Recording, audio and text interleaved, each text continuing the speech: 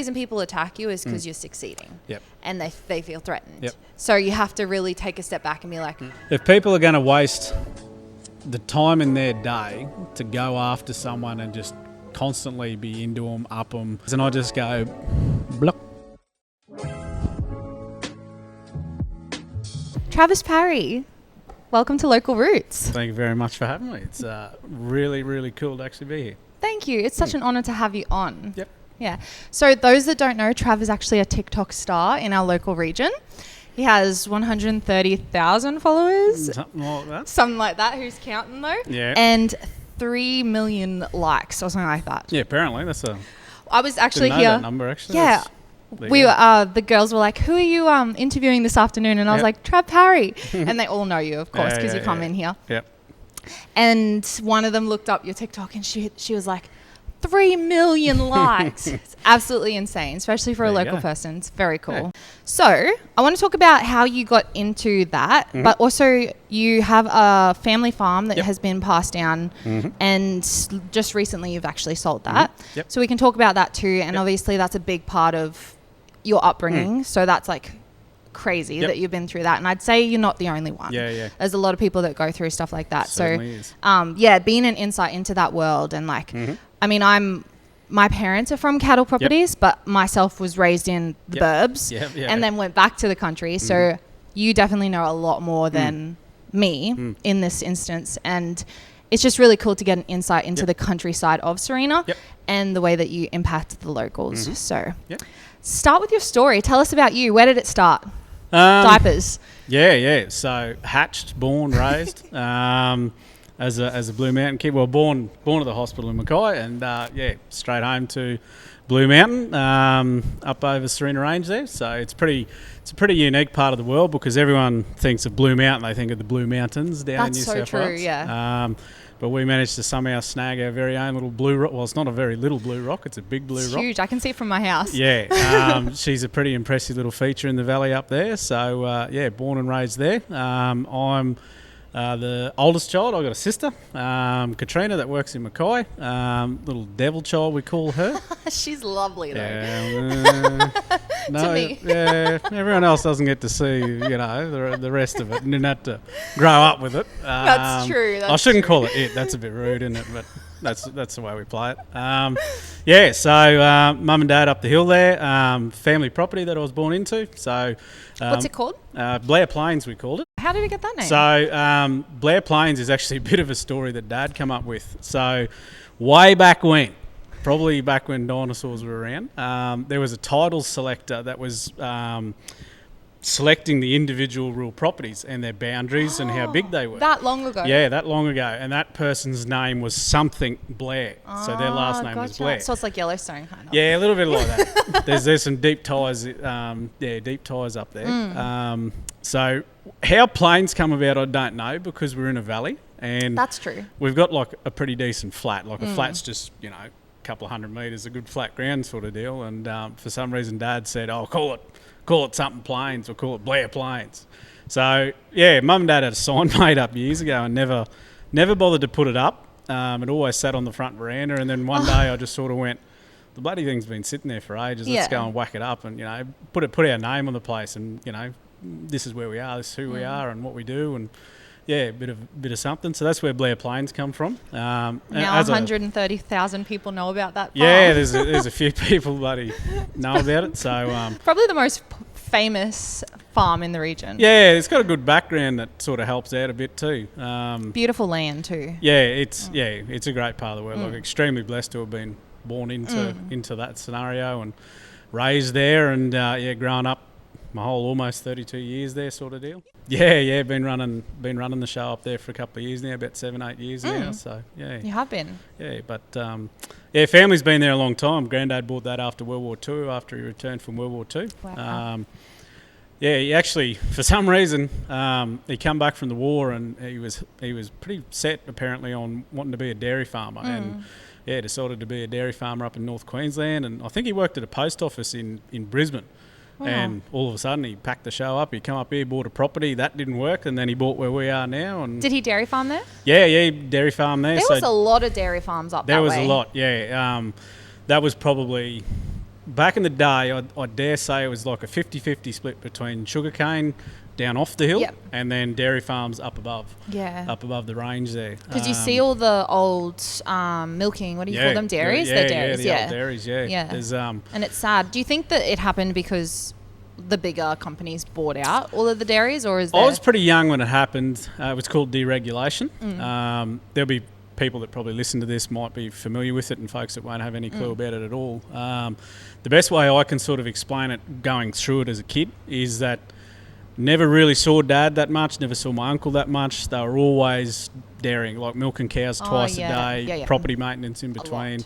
It was full on. A milk truck come a couple of times a week, pick milk up, and away it went. And that's what their life was. Then all of a sudden, this deregulation come in. I had no understanding or fathom of it as a kid. Like, I don't know how old I was, maybe 8 years old, I think, when it happened. And all of a sudden, life became different. There wasn't the dairy side of things. And that was a big reaction because it wasn't just us that was deregulated. There was a lot of other farmers in the district, a lot of other farmers in Queensland that were deregulated at the time, and it was sort of like a bit of a buyout type of thing. So, I think it was a sign of early times coming through where, big company was, able to do things cheaper, quicker, easier, less fuss, and that, so back sort of early 2000s, I guess, was a real indicator as to what the future was going to hold, and no one really knew it at the time. But now you look back and you go, right, okay, that was a pretty big stepping stone into how we've got to where we are these days. Yeah, it's actually, because we support a lot of the local farms around the region. It's really interesting to hear the story before it even, because I wouldn't have been born yet. And it's just like, it's been going for a long time. And the inflation's probably just going to keep going. And that's the thing. People are like, oh, it'll get better. Especially if you're supporting local, because you have to fork out more money because you want to support those local farms. Exactly. And I feel like that's so important in this day and age. And it is a hell of a lot harder. Like, you got to take your hat off to the folks that still do it, like Youngalladale and those places that are still somehow able to do it now. Like, there's a lot of blood, sweat, tears, and there's probably a lot of loss as opposed to profit going into that thing. But there's some people out there that are steadfast and really got their roots dug in, and they'll hopefully be able to continue. And it is very sad when you see, another family operated sort of operation close down, and it's because another generation doesn't want to step up. They've seen what it looks like and just went, there's a bit more to life than that. So it is sad to see it. Hard work is good though. It's worth it in the end. I think a lot of people take the easy option these days, understandably, because it's easy. But if you really put in the blood, sweat and tears, it's the worth that comes out of it. Like, it's insane. Well, you look at the economics of the region at the moment with, how many people work over the hill, let's say, in the mines. Guaranteed some big dollars, got to put in some big hours. But I know there was a lot of miners around back, like, in that 2000 period when this was all changing over. But that, like, the work that we do in that type of industry, like in dairying, in any form of agriculture, it's still as hard as you can imagine. And yes, it has changed a lot. There's a lot of influence and like technology in ag now. But that work is still proper hard work. You need to be out in the sun, sweating, bleeding, hooking in. Whereas you can go and jump in a dump truck or something like that these days and air conditioning, earn a guarantee. And it's not too bad. So I think there's an influence there just with the roles, I guess, that are available these days, what the work looks like, that's really influencing how generations are coming through and what they prefer to do. And I back it, I support it, because people are really looking and going, by the time I'm 60, do I really need my back to be that decrepit type of thing? True, or do I want to, earn a good wicket, have a good lifestyle and go that way? So it's I think our generation's a big transitioning generation. Massive. Every generation is. But I think just how it's all I can't say the word culminated together. It's just there's a lot going on, and it's all fitting into one little time frame. So growing up, what were your jobs on the farm? What did your dad or your mum raise you to learn to do? I think my main job was just being a little shit all the time. You know? Nothing's changed. No, nothing's changed. It's got worse. I think it hasn't gone the other way. Now the whole world can see that. Yes. Now it's documented on social media for everyone to. I love them. They're so good. They're so interpret funny. that their own way now. But yeah, back then I guess we were probably a little bit protected. Mum was a little bit protective of us. Just she'd sort of seen Dad have a few bad accidents on the farm and sort of knew what could go on and what could happen. So we were a little bit protected by Mum, which was good. We were raised properly. We were raised safely. I think I didn't break my nose until I was like 16 or something like that. Okay, cool. Like most of the kids I knew would come flying off bikes or bulls or barbed wire riding fences, horses. all kinds of stuff. Yeah, had something go on, but Mum was always near death experiences somewhere. But Mum always kept us in pretty good check. So I think keeping Mum entertained was probably the biggest job we had. But yeah, you're always sort of charging about on the farm and helping out where you had to, and I kind of think back now and go, what were my jobs? Like, I was a busy kid, and I'm just sort of going, but that was just life. Like, that wasn't a job. That's so true. But just, feeding animals and, keeping things going, helping out in the yards. I remember as I got older, we were basically the unpaid help for Dad, like after the dairy shut down, and it was all beef cattle then. That's quite common in farming families. Oh, yeah. My dad grew up the same. Yeah. The unpaid help, and you learn lots of good skills though. You certainly do. You certainly do. You learn how to probably do things a bit quicker, cheaper, easier, that sort of things. True. Yeah, you kind of cut the corners, but do it well. Well, you try to. Yeah. But then they always get you. Hey, always. Yeah, man, that farming work ethic. It's just like, nah, come back, do it again. Yeah. Like, okay. Yep. Take a deep breath, do it again. Yep. So feeding pigs, working dogs, chooks, ducks, geese, all that sort of thing. Yeah. There was always potty calves down at the dairy. Did you have the speckled parks then? No, we didn't have the speckled park cattle back then. They weren't even in the country back then. Really? Yeah. So speckled park that we're running now, they're a fairly new breed into the country. Like they've been here about 15 years now, I think. Mm-hmm. So they were being developed still in Canada. They were sort of getting that. That's where the breed's from originally. Saskatchewan, Canada, is where the breed was developed. Wow. So back then, all I knew was mad Brahman cattle and soft old Guernsey and Jersey dairy cows. Like I was talking to someone yesterday, and I just said there was just a big gap. Yeah. You were either going to get murdered by something that had snored at you. That's so true. Or the old dairy cow was going to walk over the top of you because she just was... Didn't see you. Yeah. Just casual. So it was between one and the other. Yeah. So did you guys import the speckle, or you got them in Australia? No, they... a few founding fathers, I guess we can call them, a few founding studs. People went to Canada and places like that and went, right, there's some good attributes here. Let's see if we can get it into Australia and make something of it. And forever in debt to the folks that were brave enough to go over and try something different and do that. Yeah, for sure. So why are they so amazing? Tell me. Beef From quality. Someone that doesn't know much about. I know Wagyu's good, but like. Yeah, so I guess the biggest thing with the speckled park is it's the beef quality. It's the quality carcass that comes from these animals. It's some of the most flavoursome, tender meat I've ever had the privilege of eating. Yeah. It is really high quality. They have a very high, quite often they'll have quite a high IMF, which is intramuscular fat percentage. And that's your marbling. Yes, Well, that's influencing your marbling that you're seeing. That's what people like. Yeah. The fatty, is it the fattiness? Yeah, not so much the fat that you see on the edge of the steak, but the actual intramuscular fat that goes through the beef itself. So really well renowned for that. Very tender, as I was mentioning. Really good eating quality. We've gone that way a little bit because we were looking for something a bit different, a bit niche, that put us in a good position for the future, that we had a product, or we don't do paddock to plate. So we were a breeder operation. So we were essentially breeding cattle that backgrounders could come and purchase, or we'd sell to backgrounders, and they'd take them, say, out to the buffalo country over the range there, or put them in a feedlot or something like that, and fatten and get ready to go to slaughter and become that beef carcass.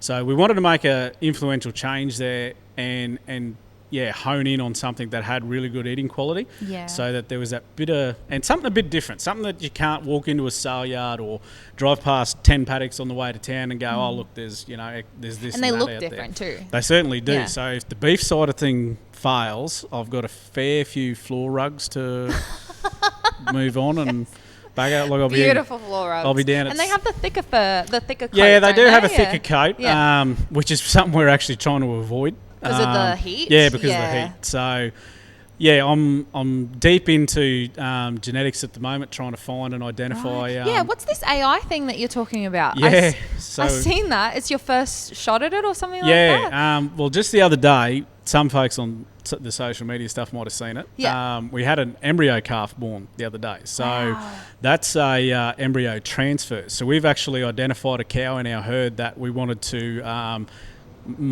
genetically multiply and do it at a faster rate than normal. This cow is the one that had the triplets, so she's already sort of going, I'll get more of me out there.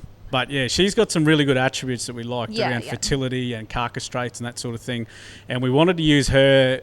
She's a stud cow, so she's not just a commercial in the herd cow. She's actually been specifically bred. Yeah. And we're trying to jump on that and continue that and see if we can't actually do it a little bit better again. Yeah, Try and right. create That's really better cool. animals moving forward.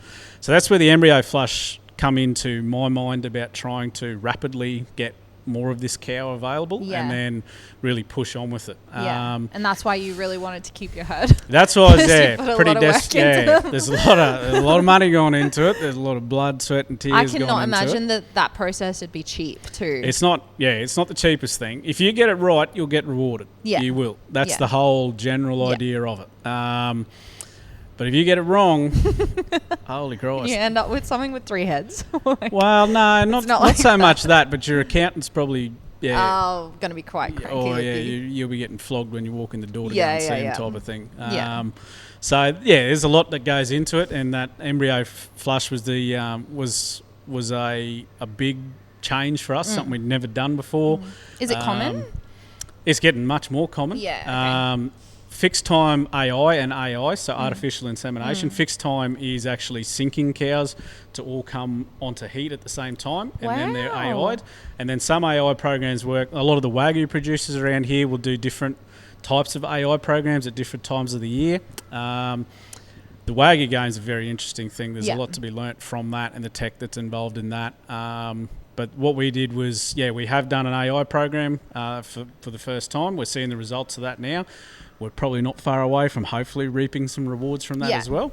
And that embryo transfer was our first dabble into that. We wanted to give it a go, see what it's all about, how it works, what happens. Is it something we want to continue with in the future? Yeah. IVF is another option with cattle as well. It's a bit more popular.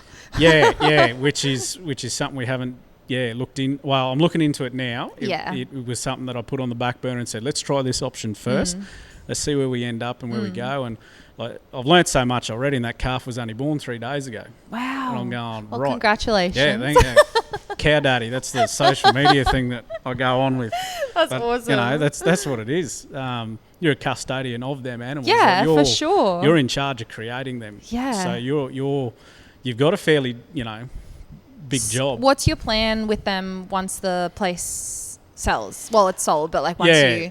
So the place has sold. It's difficult times to actually try and jump in and buy real property at the moment. So there's a lot of difficulty there. Yeah. So expensive. Agistment is placing your cattle on someone else's property at an agreed rate per week, month, head, that sort of thing. It's pretty expensive and very hard to find. Yeah, and to find good grass. Yeah, that's a difficult part. So I'm in pretty deep into both those things at the moment. Yeah, trying to find a place for them. Yeah. Another option is leasing country, but then that's really hard to find too. Yeah. So I've actually ended up selling the majority of the cow herd. Yeah. So I'm back down to basically my stud animals now. There's about 10 of them. So you got a good start. Yeah, so there's something there to work from. How many did you have? This year we had about 100 cows there. I moved a few older ones on. I had 60 in the core herd, so they've been moved on now. I've actually moved them on to the folks that bought the property. They're actually going to do... I I don't want to speak on their behalf sort of thing, but they've got a bit of a plan for them. They're actually going to use them as recipient cows for their Wagyu program. Oh, lovely. So I'm really excited to see it happen. How, the cows that I've nurtured and created through the last few years, how they're going to be able to assist another family in creating their goals. And do you know the family that got your place? Oh, that's nice. We know them really well. We were delighted that we were able to actually sell the property. Like, we weren't for sale. Yeah. There was just an opportunity presented that solved a few problems for my parents and my sister. Yeah. And I sort of had to take get the legs taken out from under me, but support them to do it, and really delighted that we were able to deal with a family that we know is going to push on. It's going to be for generations for them. Really, really proud of the fact that we were actually able to do that. So they're great people. Like, we can't speak highly enough of them. They've been really supportive through the whole process. They've been very understanding of it all.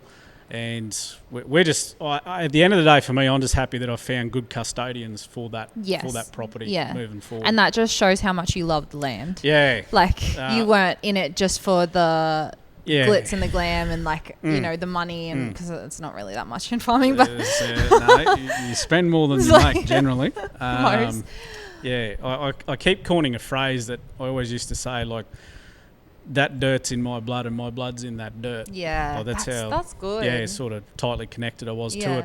And that's the difficulty now, is trying to find something that I feel connected to in that way. There's plenty of country around that, you know, is maybe affordable. It's maybe not as expensive as some of the better country. Full of land tenure. Especially up there, up on the range. Full of all sorts of things. And it'll take you years to replenish the land. I'm not afraid of the work to do it, but just finding that connection point too. I look at blocks and everyone goes, you got to jump on that. Like, that makes so much sense. You're there, like, picking up the swim. I'm going, no, doesn't feel right. It's not. I feel like you have to stay really true to that too. Yeah. Like, owning a business feels very similar. Like, you have to trust that gut feeling. That's right. And because you have to make some risky choices, because your money is flowing through everywhere, and you got to be like, okay, I think this will be really good for the business. And that gut feeling is like, you have to follow that. Yep. So, props to you. Yeah, takes a lot of guts. If you're not following it, then you're probably being pretty ignorant, and you're going to end up in a world of hurt. Yeah, for sure. Yeah. And at least if you know you gave it a go and it's with what you felt was true, and your integrity behind it, then you know, okay, well, like, you know, I gave it my best shot with what I believed, instead of I compromised and I still ended up in this situation. Yep. Yeah, big lesson. Yep, that's for sure. Yeah, so tell me about TikTok. When did that come about? What was the first video that went? I had the app for a while, and then COVID happened, and I was seeing the world changing on the screen, but my world in the paddock was the same. No different. Apart from, you know, needing to order something, it was now 3 times more expensive and took 6 months to get. But it. You would have been probably, because it was mid-COVID, right? So you would have been like a little bit of hope, a slither of hope in a really dark period. I guess I took an opportunity there to sort of share a few things from home, because my life hadn't changed, but everyone else was sitting at home and locked up. You know, they weren't doing well, type of thing. You know, the world had changed. It was awful, and everyone was in the same boat. Yeah. And an app like that, which is kind of worldwide, you know, I could end up on someone's screen in Brazil, America, Antarctica, God knows where. If they got an internet connection, my big fat head's turning up, and they got to put up with it. Which is really cool. So I think the first video that I put up was, we just bought a brand new tractor, and 3 hours it had on the clock, and I'm slashing a paddock, and the next thing I see a tree stump comes up in the sidewall of the front tyre and just went over, and then the tractor just went, and I went, well. What happened? Did you lose a tyre, or just like... No, I don't know. The dozer had been through and cleaned that country up and was stick raked and everything, so it should have been clean. And here's this bloody massive, like about the size of this table. I couldn't see it in the grass, didn't know it was there. And just, big old hardwood root out the side had just come through the sidewall and... Like into your cab? No, it went into the tyre, and like a $1,800 tyre or something like that. Oh my God. 3 hours on the clock of the tractor, and I was like, wow. Well, if anything's going to make people laugh, hopefully it's that. It's a brand new tractor with a log through it. Yeah, not good. Not ideal. We actually ended up doing, I think, 3 front tyres on that tractor before it had 100 hours on it. Wow. So there was like $8,000 spent on that tractor. Oh Oh my goodness. Tractor just in rubber, which was not good. That's crazy. So you just videoed it? Yeah. Making fun of it like you do. Well, I saw it there and I went, well, that's not good. And grabbed my phone and I just recorded, I think on Snapchat or something like that to start with. And just posted up. And I don't think it got that many views or anything like that. But a couple of people said they laughed and it made their day. And I went, oh, okay, that's pretty cool. Yeah. Then I got a hold of this whole thing with these grass puppies, which is what they call the cows. I remember those. Yeah, a bit of coin of phrase, I suppose, the grass puppies, because they're like big border collie dogs out there running around. And I actually remember at where we used to work, you used to come in. Yep. Such a different person to your internet personality, and I love that personally. I think that is so cool. And you were so like you are such a polite. Like kind person, and then you go online, you're like, oh, effing hell, just put another tree through a tractor. I get and I think that was just like so cool. Like you made the most of it, and you just laughed through it. And when you could have sat there and cussed your head off, like you were like, you know what? Let's make some other people laugh. Oh, if you don't smile, you cry. Probably. That's so true. It's not ideal. No. Yeah, so that was good to be able to sort of. Yeah, things like that, and just go, someone's probably having a pretty bad day, and this might give them a kick. Yes. And when you actually start seeing a bit of feedback like that, like a couple of comments or a message, and someone says, look, I was having such a terrible time until I seen that, so thank you for posting it, and you sort of go, well, I'll keep stuffing up, and you keep laughing, and we'll find a neat medium in the middle. It'd be handy if I could get paid for some of these things to actually start. Yeah, what's it like in Australia? Do you not get paid like America for TikTok? I don't know. I don't pay too much attention to it. I guess I've never wanted to monetize something that made people enjoy That's themselves. Amazing. Yeah. I love that. And also your passion. Yeah. You can have a passion of farming and stuff like that, but I feel like there's one passion in your life you should have that you don't monetize, because otherwise it becomes a job. Yep. And then you lose the passion, and it's like... Exactly. Yeah. And there's been plenty of influence, like even the accountants have said to me, you've got to jump on that. You've got to monetize that sort of thing. And back in COVID, big thing was, merchandise and buying people's merchandise and caps and all those sorts of things. I walk in here every time with a different cap on just about. Yeah. People give them to you. There's a big billboard up here, so you might as well, get them on sort of thing. But I've never really felt comfortable trying to jump on that trend and trying to make money out of people when... Well, the feedback is that people have been having bad times, and they're there to enjoy themselves and watch something funny, and if that's why they're following me, I don't feel right sort of going in and saying $30 for a cap, and That's something that you did for us even in the early days when you still have quite a few followers, but on Instagram when you were still growing, you were posting us lots. Yeah. And I think it really made a difference for us. And I just want to say I really appreciate that. Right. But you really do deserve what you get because you've done such a good job and you are helping people and you're making our community laugh and little things like wearing, I think that there was a recent one that you posted about somebody helping you out with some welding. Yeah. And that was a local guy and you shared that because, so you've always supported the locals subliminally. Like it hasn't been like in people's faces. And I really admire that because it can be really easy. Like I get on TikTok and I'm like entertained by all this stuff, but these people are making money off of me subconsciously. There's a big influencer type thing. Like someone called me an influencer a couple of weeks ago, and I damn near sort of pulled him up and just went, "Oi, no." I don't know. I guess if I'm making an influence in someone's life, I want it to be a positive, fun influence. Or if I've learnt something, that's a big thing I've always liked about TikTok and the other social medias is that if I'm learning something or if I'm having a crack at something, if I think something's worked for me, I want to talk about it and share it. And quite often what I'll get is people jumping on and going, I'd do it this way, I'd do it that way. Hey, yeah, you bloody idiot, you've done that wrong. Always one. Like I remember a couple of months ago now, I asked about a certain rule fencing procedure where they were running wires through posts.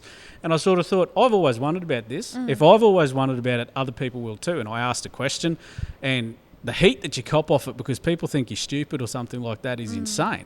But if I'm not asking that question, and that person might not even comment on the video, they might be too shy to do it. They might be too shy to ask. But if they're sitting there and they go, shit, that's something I've thought about. Yeah. I'll go watch that and see or read the comments and see what someone said about why they do something a certain way or what works, what hasn't worked.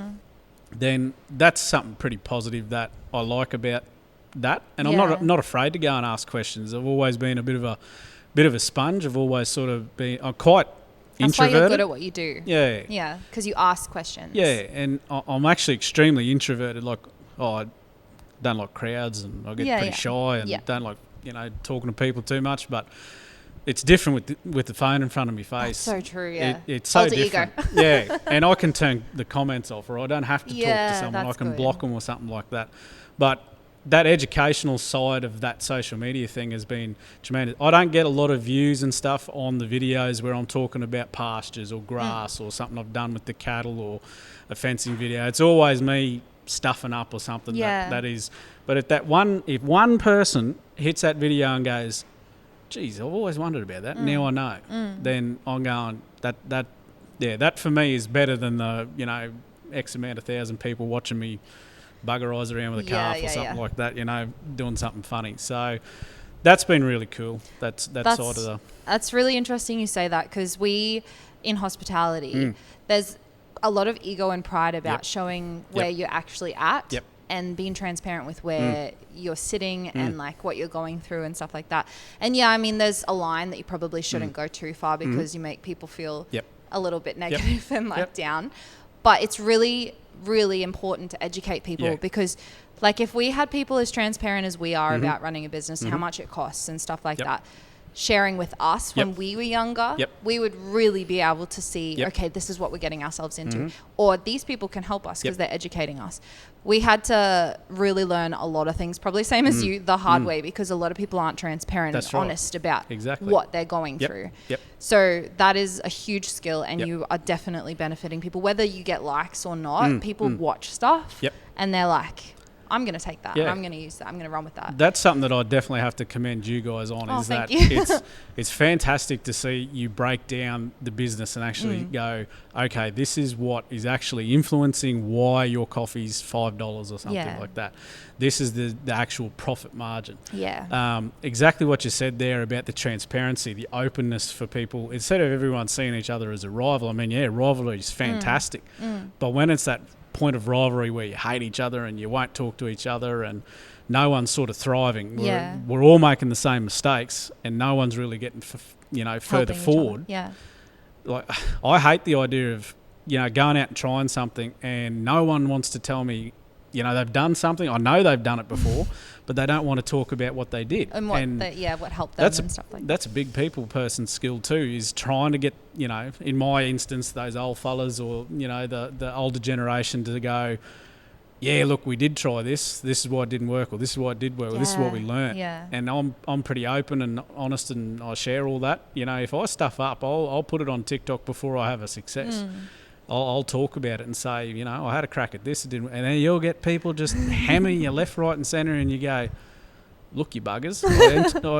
I know you've been through this too. You're just not open and honest about it. There's a lot of people that just bluff their way through life, and it's interesting. But no, I've got to commend you guys on that. That it's fantastic. Thank you. Really to appreciate see that. A business actually be transparent in what they're doing and what's going on. If people still can't accept it, I mean, well, it's like what we spoke about earlier. The cost of living is rising ridiculously. And if people just see prices going up and nobody really explaining why or standing by the fact that this is why, then I can understand how people are cranky because nobody's educated them. That's right. So if you educate them, then they have a choice. They're like, okay, I could spend money here and I could support local. Or I could go buy something from Woolies and make it myself. Like, it's their choice then, instead of bluffing and just expecting people to be happy with something. Just because you're well known or something like that. It's like, no, it doesn't matter how well known you are. You still have to educate people. That's right. Teach people stuff. So I guess that's my personal gripe with the whole influencer type thing.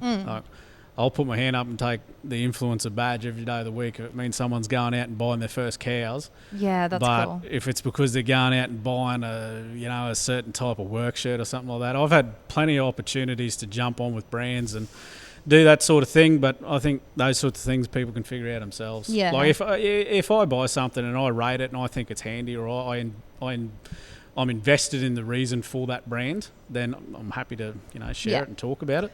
Well, then it's natural. Yeah, it's organic. It's not forced. I'm not getting no. I want $500 if I'm going to wear your cap in one video. Like it's not.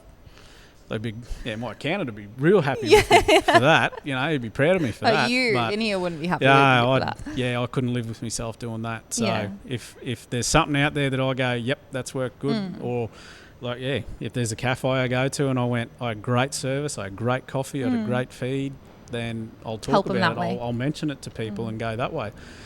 But I'm not, on the counter to that, I'm not one of those people that gets on social media and just berates everything that I don't find that suits me perfectly. Yeah. I'm not jumping on Facebook anonymous member and going, these buggers, they're bloody $10 for a thing of chips and they're all soggy and shit and, like... There is those people in the world, though. Oh, there's a lot of them. You would firsthand see a lot of... Do you get a lot of hate?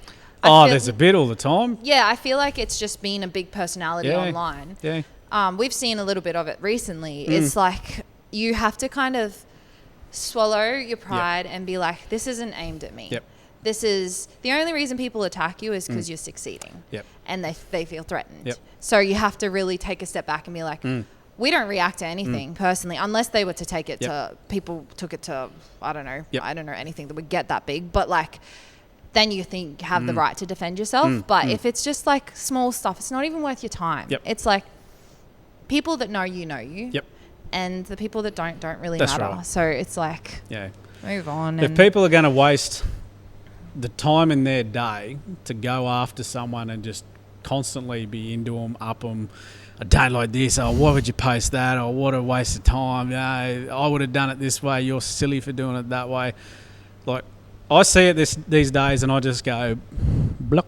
Yeah, don't have the time for it. I haven't got the time for it. Yeah. Like, You're actually a hard worker, Yeah. so you have land to look after and cattle to feed. Yeah, well, there was one the other day. I was mustering some cattle on the buggy, and I'm driving along, and they're just walking out, and I'm like, right, I had a bit of TikTok time here. And get on, and I go, there's a couple of comments there. I'll just see what people are saying, and that was funny or something like that, and made my day. And then some old Jericho's on there and goes, oh, you silly bastard, you don't fix a fence that way, you do it this way, and you wouldn't know what you're doing. Your grandfather'd roll over in his grave. And wait, is this guy on TikTok too? Yeah, he was on TikTok, and I just sort of looked at it and I went, what's going so wrong in your life that you've taken time, I would assume, quite a while for the person's age to word it out, comment it, go to all that trouble. I'm sitting there and I'm thinking to myself, what a waste of life, driving around. Imagine I'm sitting there and I see something and I don't really agree with it.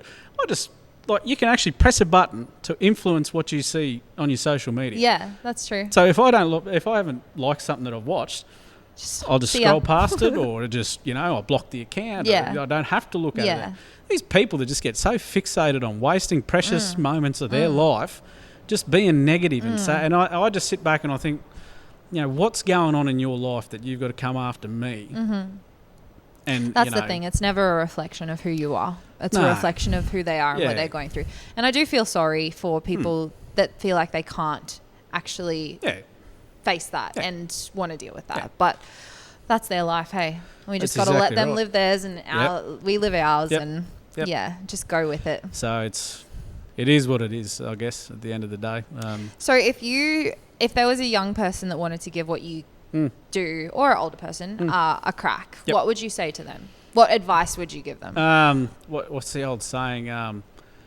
Take a bite. Oh, it's something like take a bite and just keep chewing, or something like that. Like take the biggest bite you can and just keep chewing.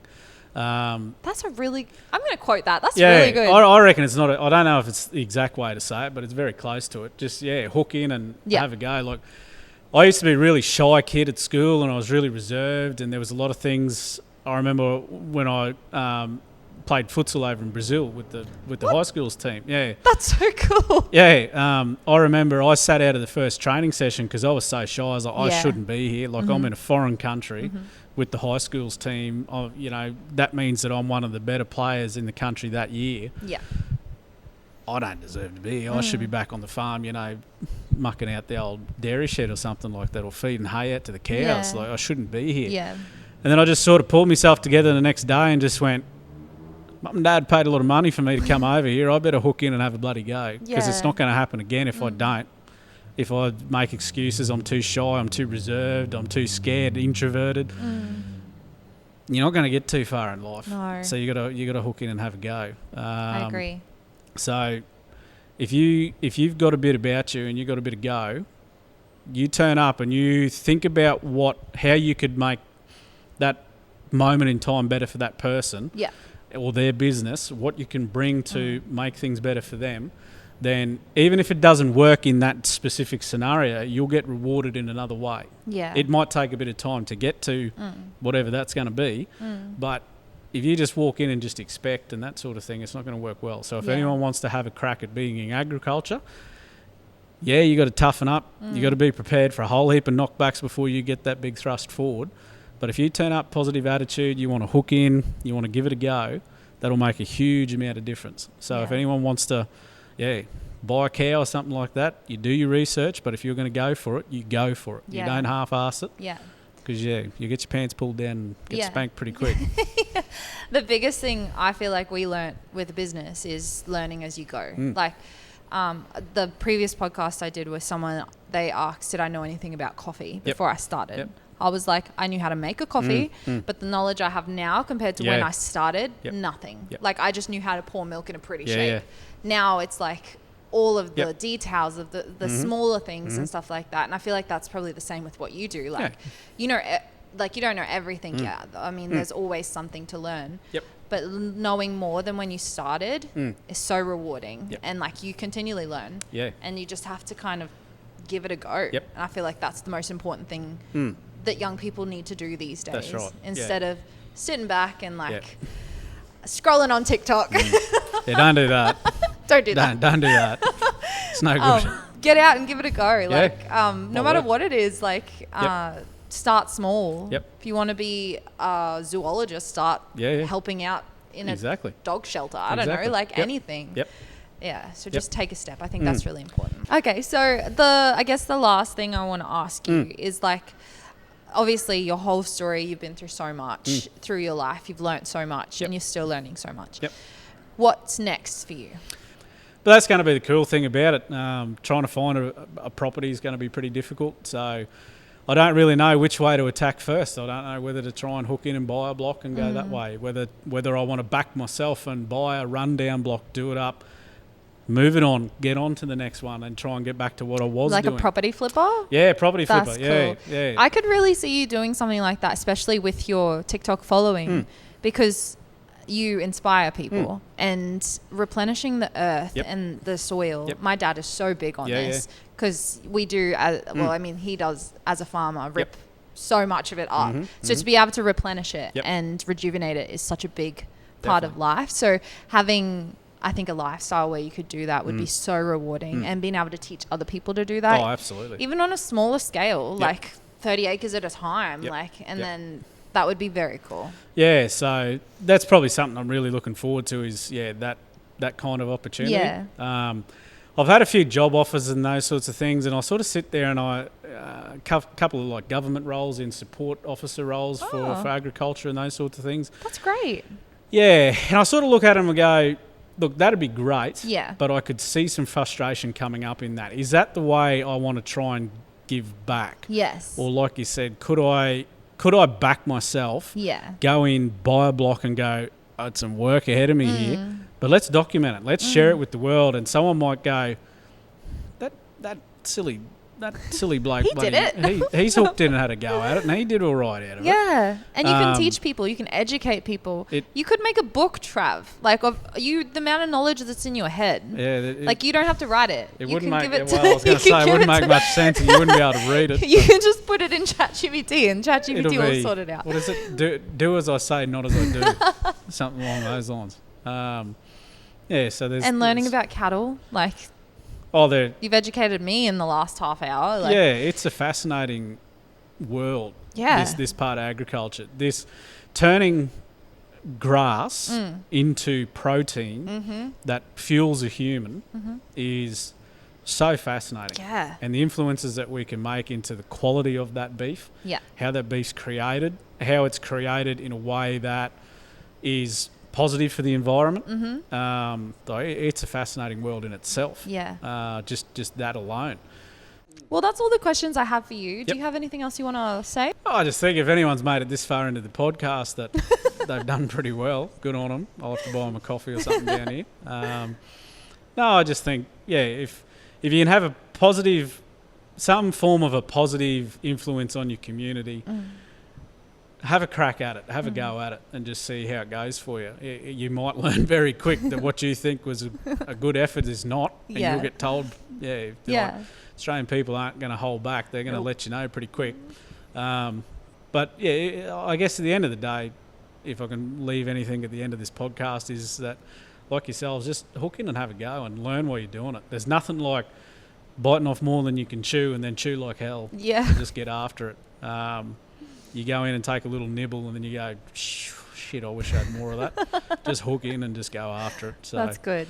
Yeah. So much like what you guys have done, you've Thanks, really done a positive influence on the Serena community. Thank you. With So this, have you. Yeah, with this. So it's really cool. Can't wait to see where you go. And what you do next, because I'm sure it's going to be great, whatever it is. No pressure. They might even might have to launch a YouTube channel or something. Yes, you should. Poor people tuning into that for 10 minutes go, People will. You'd be surprised. Those people need to be checked out or something. Poor buggers have got nothing better to do. Anyway. Someone might be interested, so we'll see how it goes. Yeah. Might be see where it takes you. Could take you anywhere. Step. That's right. Thank you very much. Thank you for being on our podcast. That's right. And I'll see you in the shop. You definitely. I'll probably be here tomorrow morning. Oh, well, I'll see you tomorrow morning. Big brekkie and a large coffee, and away we go.